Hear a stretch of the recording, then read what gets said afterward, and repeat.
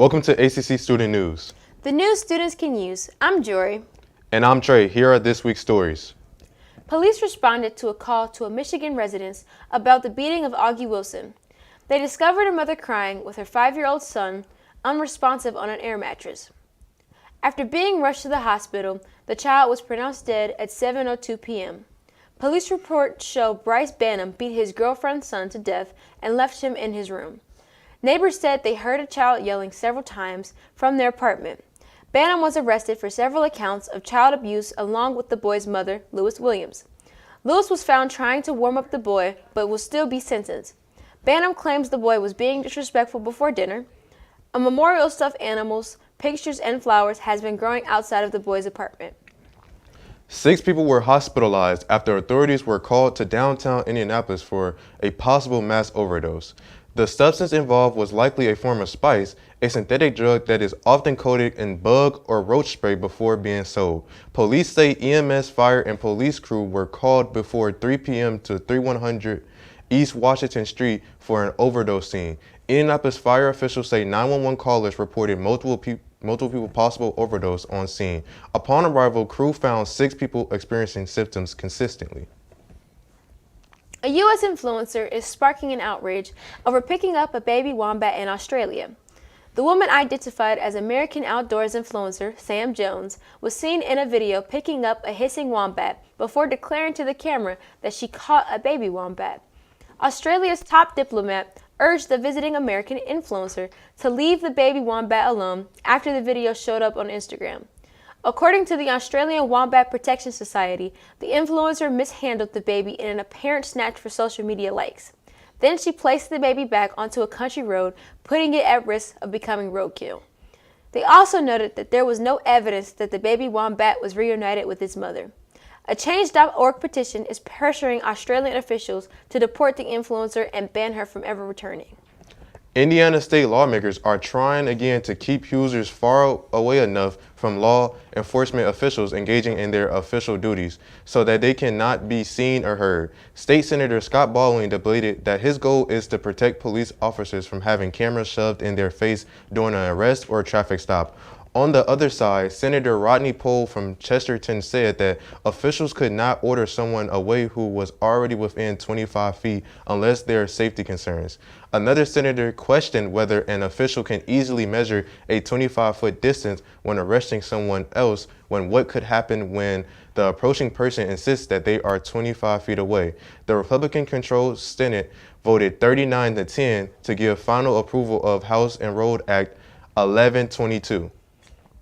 4 people have been charged in relation to the death of 5-year-old Thomas Cooper at the Oxford Medical Facility in Troy, Michigan. The owner of the center, 58-year-old Tamila Peterson, the safety manager, 64-year-old Jeffrey Mulster, and primary management assistant, 65-year-old Gary Markin. As of March 11th, all face charges of second-degree murder. The operator of the chamber, Alita Moffitt, also faces a charge of involuntary manslaughter and 1 count of falsification of medical records. Cooper died in an explosion in a hyperbaric chamber on January 31st. Lieutenant Keith Young of the Detroit Fire Department stated the chamber contained 100% oxygen, making it very flammable. It has not been directly stated what led to the explosion, but Michigan Attorney General Dana Nessel noted the lack of consistent maintenance and upkeep of the machine, likely resulting in the incident. That's all for this half of ACC Student News. I'm Trae. And I'm Jori. Stay tuned for more news.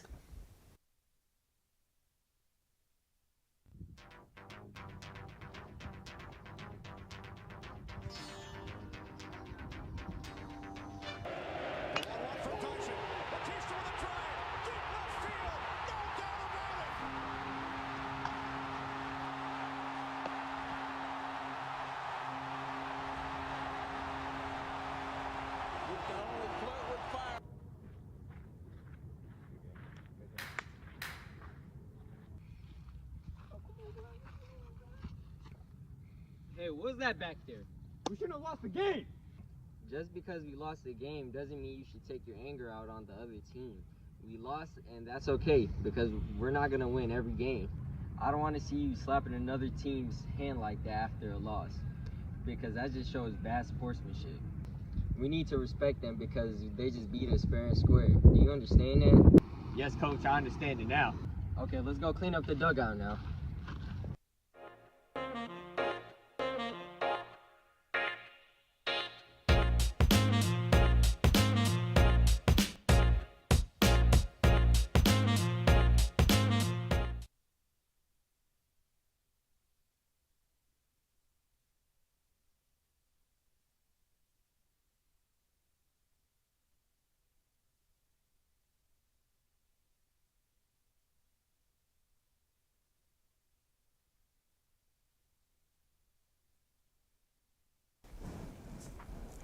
Welcome back to ACC News. I'm Ailith. And I'm Callie. Here are some stories. A boulder at Maliah State High School was discovered to be a dinosaur fossil without anyone realizing it.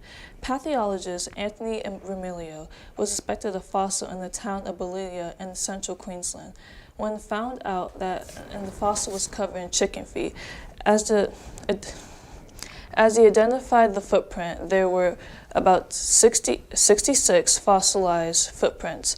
They were bigger than regular chicken feet and had only 3 toes. It was reported that the fossil was about 200 million years old, dating back to the early Jurassic period. Despite it being found 20 years ago, with the assumption of it being a boulder. Gary City officials have torn down 24 eyesores and safety hazards to make way for a brighter and safer community. Mayor Eddie Melton says as a part of the city's effort to eliminate blight throughout Gary, they have been starting to tear down abandoned buildings in the city's Etna neighborhood on the city's northwest side. This demolition project includes the removal of hazardous waste, caping utility lines, watering the property to reduce dust, and removal of debris. Several area construction companies are donating time and workers to help with the effort. So far this year, they have demolished 24 buildings over 11 days, and they have brought down 35 and renovated 49 last year. An Indiana woman was found alive after surviving 6 days trapped in her car following a car wreck. The 41-year-old woman was found alive on Tuesday after being trapped in the back of her trunk in northwest Indiana. Officials says Brenda Cassell disappeared last Wednesday after leaving her mother's home to visit a friend near the town of Wheatfield, Indiana. As a man operating equipment for the evacuated company on Tuesday, when he spotted a car off the roadway out of the view from the passing traffic. He is called supervisor, who's assistant chief at the local voluntary fire. 2 checked the car and found mother of 3, Brenda Castle, to the hospital near Chicago for the treatment. Castle suffered severe injuries in her legs, ribs, and wrists. University of Chicago students protest the ICE detention. They are activists who are rallying in support of a Columbia University graduate that has legal permanent resident who is being detained by U.S. Immigration and Customs Enforcement. The deportation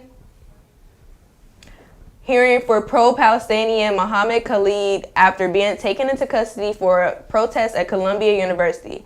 Dozens of University of Chicago students have gathered to protest Donald Trump's administration detention and possible deportation of Columbia University pro-Palestinian protest organizer as the American Civil Liberties Union defends the activists.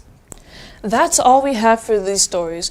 That's all the stories we have for this week. I'm Ailith. And I'm Callie. Make sure to check out the rest of our videos on YouTube and follow us on Instagram at ACC TV Hammond.